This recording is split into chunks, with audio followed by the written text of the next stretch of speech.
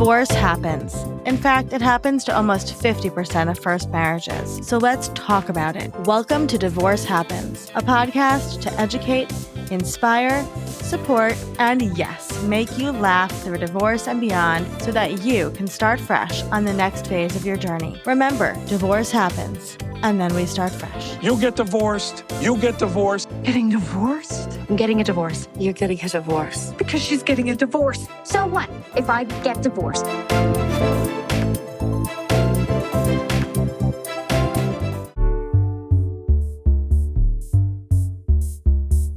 Hello. Welcome back to Divorce Happens, the podcast where we support you before, during, and after divorce with education, inspiration, a little bit of laughter, because as we know, divorce happens and then you start fresh.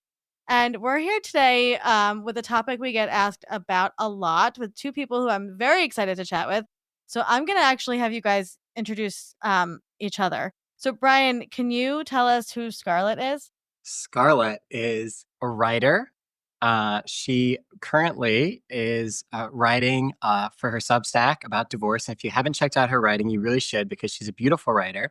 And she's a mother. And she's my girlfriend. She lives in Detroit, Michigan. She was a former bartender. Then she was a stay-at-home mom for some years. Currently, she's doing a lot of writing. I'm trying to encourage her to write a book because she definitely has a good book in her. I don't know. I wasn't prepared to do a formal introduction here. How am I doing, You're babe? good. I love it. We love it. I think that covers Scarlett. Scarlett, I love that. Who is Brian? Brian is I'm going to do what do you say? A former evangelical pastor of 9 years, or was it 8? He is an author. He has his forthcoming book, Hellman, is being released in October. So, buy it. And he is a content creator and a writer, and he has a Substack too. And, follow him on all of the channels. Okay, so one of the questions we get a lot is, how can I find my person after divorce, right? Especially for single parents, it can be really overwhelming, right? You're doing all the things, you're a single parent, you're dealing with divorce. The thought of finding someone, let alone introducing your whole life and your wildness to somebody else can be really overwhelming. So, how did you two meet, first of all? We met on Instagram. So anything can be a dating app. Any app can be a dating app. We hear about DM slides all the time. That's basically what it was. I mean, we had a rapport for many years, not many, a couple years. And then once we were both, separated and in new phases of our life, there was he asked me if he could flirt with me. I love that. Yeah, we had been following each other, and actually our initial rapport, we had some just very casual correspondence around some political issues that we were both passionate about. Neither of us had romantic thoughts at the time. Probably about, I want to say 9 months after my separation-ish, I kind of noticed that her profile was kind of, I'll say, giving step. I had walked through a period where after I separated, it took me about 6 months to kind of announce that separation publicly. So I remember this limbo period where my wife wasn't on my timeline, right? I wasn't posting her, but I hadn't had the balls yet to kind of say publicly what was going on. It just took me some time to get to the place of saying it. And I just I was just suspicious that she might have been in a similar sort of place. And so I did the slide. I love that. Okay, so how do you go from sliding into DMs to, you guys have a beautiful relationship, and you're always posting things that are inspiring and just wonderful, but there's a lot of messy middle there, right? So what was the next? Brian's yep. What was the next phase? How do you go from DMs, and you don't live near each other? So how does one, if anybody's listening to this and they're divorced and they're like, I want to date and I want to go on the apps, or I want to meet somebody on Instagram, how do you literally go from like sliding into DMs to like becoming a partnership? I think a lot of people might look at it as a disadvantage, but Brian and I had to really spend a lot of time getting to know each other, not in person, because we are long distance. I think that was helpful for us. I think that by the time we met in person, we had really built a really strong emotional connection by that point. I know that like people actually recommend that you don't do that, right? That you get off the apps and you don't stay on them forever. And I definitely agree with that. I would want to see if we were like in a more traditional arrangement, like if we were local, I think I probably would have like wanted to just meet pretty quickly after we established that we had a good rapport. But there are some advantages to it. I was just going to say, after talking for like, I don't know, several months, like 3 or 4, 5 months, we, we're like, hey, we should meet. We should not keep, doing this endlessly if it's not going to be something, I guess. Or I think we would have transitioned to just being friends, of course. But Like that's a good amount of time to be chatting too. Like you guys put the work in. Yeah, well, we're very far apart from each other. I live in Raleigh, North Carolina. Scarlett lives in Detroit, Michigan. So if your listeners missed that part, this is a long distance relationship. And that's not something either of us wanted. And so really our initial conversation, we were so stupid, actually. I mean, it worked out kind of. I mean, we didn't really, we were saying we didn't want a long distance relationship, but we couldn't stop kind of enjoying talking to each other and getting to know each other. Our trajectories were a bit different in that I was on the apps. I had been separated much longer. That DM slide happened very early on in Scarlett's separation. She had not started dating yet. And so she really hadn't done the kind of dating that I had done. And so I was a little nervous and kind of encouraging her at first to get out there a little bit because I didn't want to kind of preoccupy her, prematurely before she had the chance to maybe put herself out there locally. But I had begun to feel a little disillusioned already.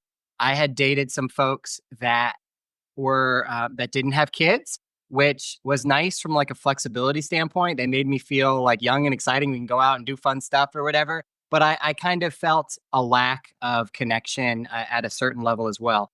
And not to say that if you have kids, you have to date someone with kids, but both Scarlett and I found that we were really connecting over being in a more similar stage of life. We just had so much in common.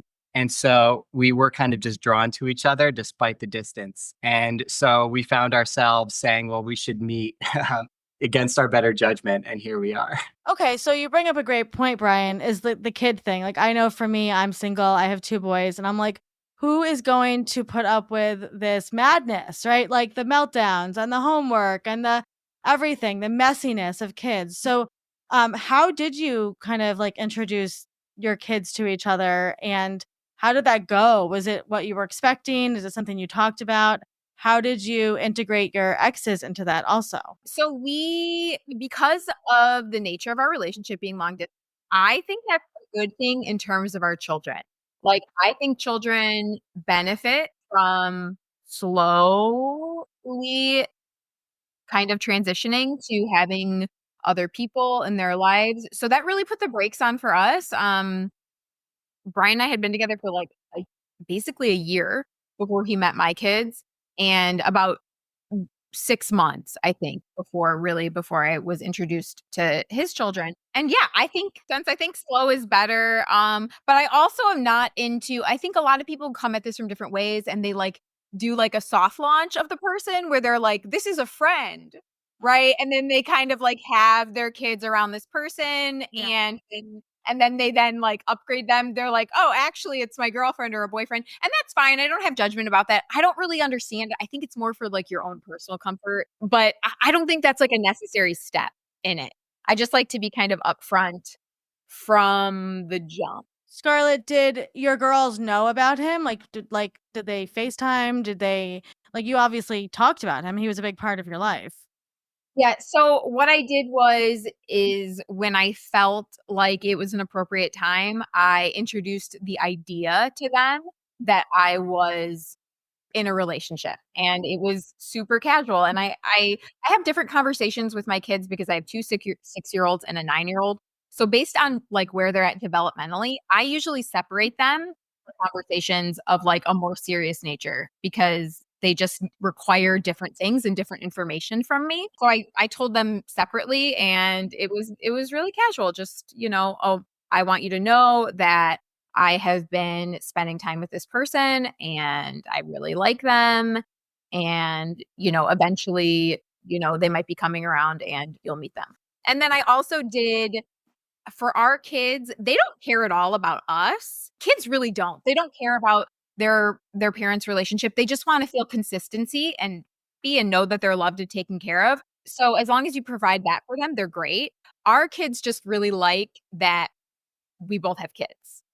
So that's what they're into about our relationship, really. Well, that did make it easier for me to introduce them. I mean, you mentioned the wildness and stuff, and that is so real. Like both of us have 3 little kids, and like all of our kids are a lot. Like all 3 of mine are a lot. All 3 of hers are a lot. I don't have a single one that is like, well, that's the easy one and the 2 crazy one. No, it's crazy, crazy, crazy, and hers are crazy, crazy, crazy. And so I did. I mean, like I said, I had been dating for some months before me and Scarlett really connected, and I had really connected with someone that I had been dating for a few months, and she didn't have kids, and I almost felt bad. I did. I actually never got to the place where I felt good about introducing the kids, and that to me was like a check in my spirit that just I knew that wasn't the right Yeah. person.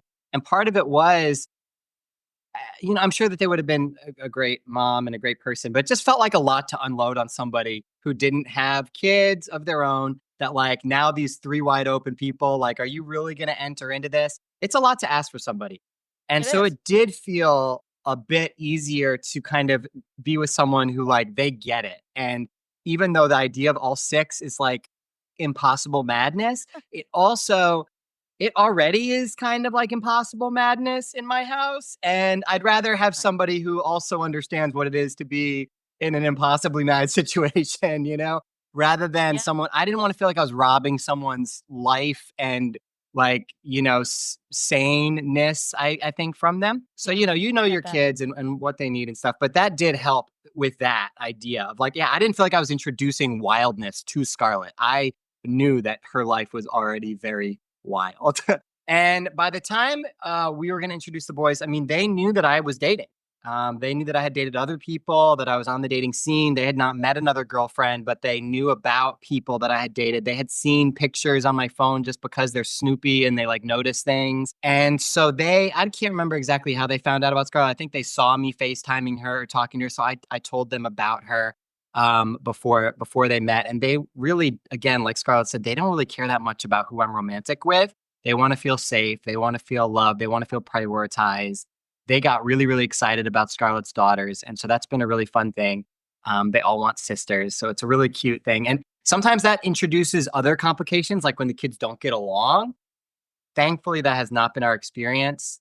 Part of it, I think the distance helps here. Like they get each other in just little bursts. They've only hung Yeah. out 3 times for an extended time, like for, almost, 4 or 5 days at a time. We've done some trips, but they haven't gotten sick of each Yeah. other yet. So that's good. Yeah, no, that's exciting. So Scarlett, what was it like when all the kids got introduced for the first time? Were you and Brian very like nervous, excited? Well, I think like kids at this stage, you'll take them to the park and they'll make a best friend, right? Kids are super just, they don't have all those like insecurities yet like we do usually. So I wasn't actually that nervous about the introduction. I knew because we're not like, "Hey, these are your siblings. We're in love and these are your brothers now." You know what I'm saying? Like Yeah. I think that's another thing. Like, I just try to be like super low pressure. I don't ever want to put anything on my kids. So they just entered into it like, oh, basically, this is like an extended play date. I So love that.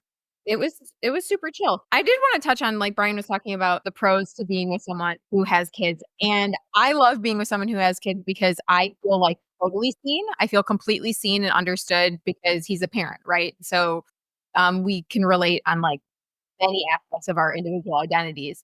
I don't necessarily want to discourage people from dating people without kids. I see logistically if you're like a logistics person, there are a lot of pros to dating someone without children because Brian and I are, especially because we're long distance, right? We're very rooted where we are. So you're dealing with like schedules, with custody schedules, and you're dealing with co-parents, right? 2 co-parents instead of 1 co-parent, and then you're dealing with partners. So it does add a lot to it. I think it's worth it. For me, it's totally worth it. I know that for some people that can feel like really super overwhelming. So, Brian, question for you.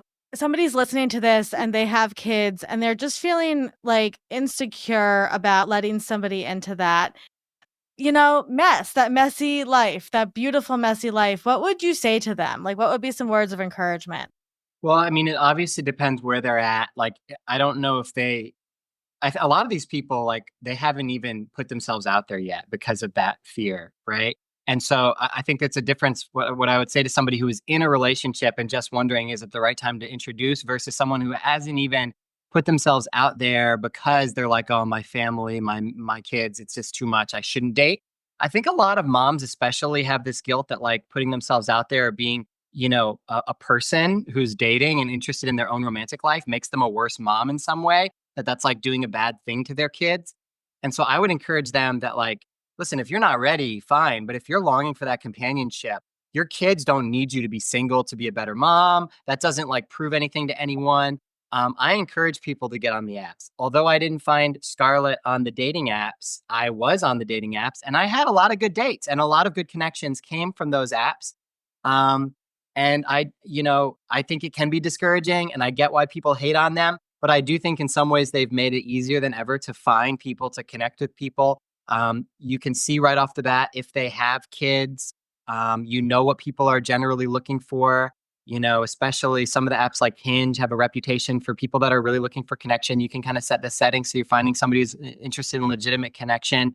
I know many people that have had success, and I think a lot of times people are held back simply by either fear or guilt that is really misplaced. So I would want to make sure that they're not operating out of a misplaced guilt. That being said, if you know that your kids are in a place where they would be really emotionally reactive, I think it is good to go slow. And if they're experiencing a lot of, like, attachment issues or, like, angry at you for dating, that hasn't been our experience, thankfully. I don't know if that is common or not, but you could get a therapist involved at that level. But I don't think you owe it to your kids to be single. That's what I would want to discourage anybody from feeling. Yeah, just like you didn't owe it to your kids to stay with a partner, like in a marriage that you weren't happy in, you also don't owe them, like, your singleness either. Like, I fully believe, like, you can be a present and good and loving parent and also, like, be in partnership with someone else. Maybe one more thing I would say just real quick, but I think some people are worried, like, well, what if we break up? Like, what if I introduce my kids to this person and then it doesn't work out? Okay. Yeah. Like, okay. Like, kids are resilient. Is that ideal? Maybe not ideal, but, like, also they met a person and then that person was no longer in their life. Like, that's okay. I mean, obviously, if that attachment is formed over the course of years and they get really close to them, then that might be kind of a painful breakup. But even then, that doesn't mean that the kids could never see that person again if they form that attachment that's separate from your attachment to that romantic partner. Again, you can't control the future. And so I think sometimes people are, like, future casting, and they're refusing to take a step to be happy because of all these what ifs, as if it's actually not the worst thing in the world if your kids meet a partner and then a year later it doesn't work out. Like, that will be fine, actually. Just thought. Yeah. Yeah. I love that. I love that. And also, like, you can have many people that love your kids in your life. And I love that you said that, Brian. I mean, I have a stepdad that's been in my life for 30 years. And if he had left at any point, then I would have remained still in a relationship with him because he was my dad, So, like, I think that that's a really, really good point. So, that being said, Scarlett, I would love for you to answer, what is your favorite thing about Brian? We just did this. Sometimes we'll ask each other questions. Didn't we just do this? Or we did 3 words, right? I don't know, to describe the other person. You're stalling, Um, babe. I'm just I want to kidding. be good. My favorite thing about Brian is how non-judgmental he is. I I love feel like you can talk to him about anything, and he makes it a really safe space, but in a very, like, not even in a performative way. Like, some people are like, no judgment, it's cool. No, it really feels that way with him. And I know he shows, it's not just for me that he shows up that way. It's in all relationships. I love that. Okay, Brian, what's your favorite thing about Scarlett? It is legitimately hard to choose because she has it all, she's got what I call the classic 4x4, the hot, smart, funny, sweetie. we like to talk about if you have all four, it's rare. I think though the fact that I can she makes me feel really safe to be like my full self around her. And so I feel like the more I let my guard down and be vulnerable, and I can sometimes feel like, oh no, like nervous in some sense that, oh, she's going to see a part of me and then maybe reject me in some way. But she's just always like leaned in more and reacted to my vulnerability with like just greater degrees of acceptance and love. And so, yeah, I think just how safe she makes me feel is probably my favorite thing. I love that. Okay, last question. Scarlett, if anybody is listening to this going through a divorce, what would be some words of encouragement that you could leave them with? It's really cliche, but like you are going to be okay. You absolutely are going to be okay. It's true. It's true. It's incredible the amount of suffering that we can endure, really. And also, I think speaking on co-parenting, I always like to encourage people, what you're experiencing right now with your co-parent can evolve and it can change. And if it's really, really bad right now, I hope, I can promise you, I think that it is not always going to be like that. And I think one of the things Brian always has told me is to like model the behavior that you want to see. So even when your co-parent isn't showing up in the ways that you want them to, show up how you want them to, and just keep doing it, right? Because that's your only hope. And also, my last thing is that we're talking about like being scared of like introducing someone to your messy life. You did not go through a divorce to then not be your full self with someone. Like at this point, if someone doesn't want all of me, it's not my job to censor myself and like censor my kids. And like at this point, I cannot do that anymore, right? Like I already went through a marriage where I felt like I wasn't fully seen and I wasn't living my life in the way I want to. So it's just, life is too short for that. And someone will love you and your kids. Oh, I love that. Brian, if somebody's listening to this and going through a divorce, what words of encouragement would you give them? And I really liked how Scarlett said you're going to be okay. And I think I would maybe even just go even further and say that you're going to be even better than ever. I found that divorce was incredibly transformative for me and was an opportunity to grow more than I ever have. I think divorced people get a bit of a superpower for transformation. It's a hell of a thing to have to start your life over. It's gutting. It's horrible. It's the rug pulled out from under your life. Nobody wants to do it. And yet it's a restart that gives you the opportunity to actually make some big changes. It's really hard to, even like relationally, if you've been married for a long time, you know that you can fall into some pretty bad relational gut, like sort of ruts. And it's really hard to change those things midstream and kind of as you're in it. And so it's a really great opportunity for self-reflection, to grow in self-awareness, to change patterns. And so I would say, but like that's not automatic. I think that sometimes people can double down in resentment and bitterness, obviously. So it does depend on like what narratives you're telling yourself through this divorce. But if you see it as an opportunity, even if it was unwanted. And so for my divorce, it was actually unwanted. I didn't choose to get divorced. But really only one person has to want to get divorced for you to get divorced. And so I know that's a lot of guys' scenarios. And I think a lot of guys choose bitterness and anger and just to choose resentment. But when you are rehearsing that narrative that something bad happened to you, so you're an aggrieved party, that doesn't actually lead to the growth that you need. So I would say like to see it as an opportunity, and something did happen to you, but that doesn't have to define you. And also like they didn't do a bad thing to you. Nobody's I think when you're like, oh, like they should have stayed with me, they shouldn't have done what they did.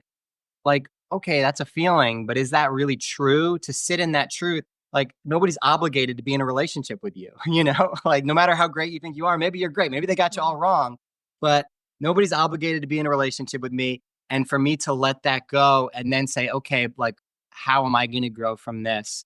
And to focus on growth, to be growth focused, I've found it to be incredibly transformative. And ultimately although certainly it's been the hardest thing that I've had to go through in my life, I think it's probably been the most transformative thing. And I like who I am as a person. And I know I've grown in ways that I never would have grown otherwise because of it. And I think you will too. I appreciate you both so much. And I hope that people listening to this feel a little bit more at ease knowing that you guys did it and it can be done. And, if you guys found each other, then, I mean, and truly, I love watching you two and the way that you interact and the way that you show your relationship long distance too, which is really cool. Like how you integrate each other into the daily lifestyle, which is awesome. So I just appreciate your honesty and for being here today. Yeah, thanks, Olivia. Thanks, Olivia.